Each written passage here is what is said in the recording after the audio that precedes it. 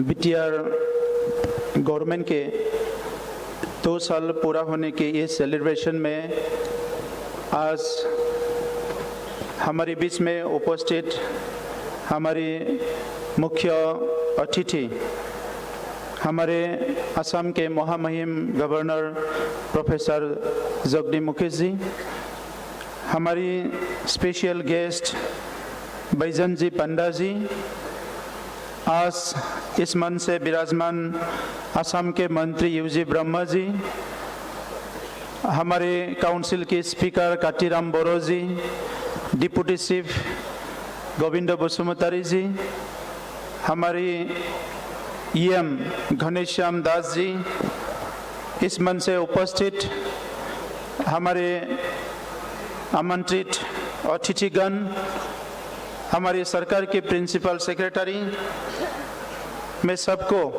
धन्यवाद देता हूं। आज ये स्पेशल सेलिब्रेशन में उपस्थित हमारी सरकार की ईएम एमसीएलए, हम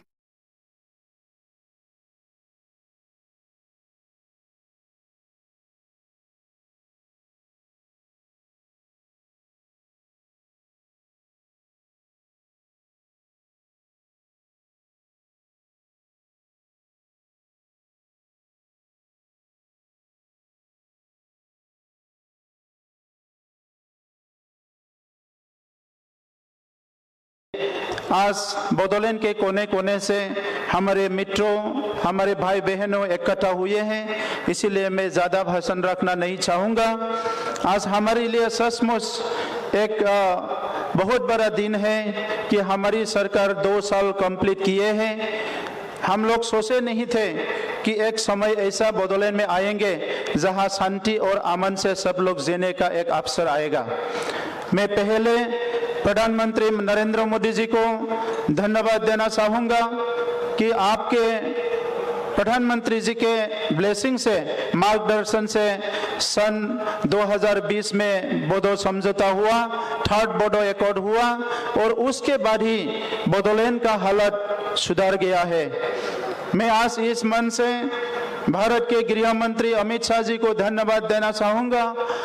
आपके जो निर्णय हैं, आपके जो इनिशिएटिव है, आपके मार्गदर्शन से ही, आपके प्रेजेंस में सन 2020 में जो 3rd बोडो समझौता हुआ, उसके बाद ही आज बोडोलैंड के भाई बहने एक अच्छे सिचुएशन में, एक अच्छे माहौल में सबको जीने का एक मौका मिल रहे हैं। मैं धन्यवाद देना चाहूँगा असम के मुख्यमंत्री जी doctor Himanta Biswa Sharma ji, chief minister बनने से पहले से ही बोडोलैंड में जितना भी समस्या है इसको हल करने के लिए काफ़ी हार्ड वर्क इसने किया है। इसको करीब से देख के, इसका हर प्रॉब्लम को समझ के, इसका सुधारने के लिए, इसको हल निकलने के लिए हर समय पे उसने कदम उठाए हैं और 2020 एकॉर्ड से पहले भी उन्होंने काफ़ी कदम जो उठाए हैं, उसकी वजह से ही आज बोडोलैंड क्षेत्रों में ऐसा एक अवसर आया है जहां हम लोग शांति और अमन से जीने का मौका मिले हैं। आज हम लोग सब सुखी है। बोडोलैंड सरकार बनने के, बोडोलैंड में हम लोग का कोalition गवर्नमेंट बनने के बाद हमारा सबसे ज़्यादा फोकस रहा कि बोडोलैंड में कैसे शांति और सुरक्षा हम लोगों के बीच में लाए, क्योंकि लोग एक दरे जिंदगी जी रहे थे। 3 दशक से इस क्षेत्रों में आर्मी ऑपरेशन, पुलिस ऑपरेशन और बहुत सारे कॉन्फ्लिक्ट, कॉमनवेल्थ कॉन्फ्लिक्ट, हमारा पैरामिलिट्री के साथ उग्रवादी का कॉन्फ्लिक्ट, बहुत सारे खून खराबा इस क्षेत्र में हुए थे। एक अनसर्टेनिटी था, एक वायलेंस की माहौल था और सब लोग दरे से यहाँ जी रहे थे। लेकिन 2020 में एकॉर्ड होने के बाद यहाँ ऐसे एक माहौल आ गया है, आज बोडोलैंड में आने के लिए कोई डरता नहीं है। बोडोलैंड में रहने वाले लोगों भी अपनी साहस से, एक विश्वास से यहाँ फिर से एक अच्छे सपना देख के सब जीने लगे हैं।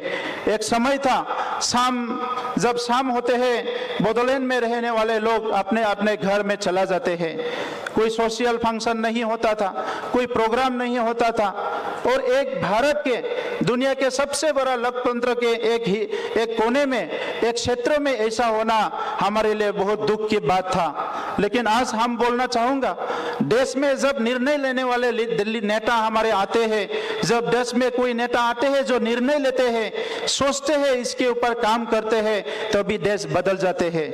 हमारे प्रधानमंत्री जी, हमारे गृह मंत्री जी और असम के मुख्यमंत्री जी तीनों अभी निर्णय लेने वाले एक नेता है, और इसके वजह से अभी असम बदल रहे हैं, भारत बदल रहे हैं, बोडोलैंड बदल रहे हैं।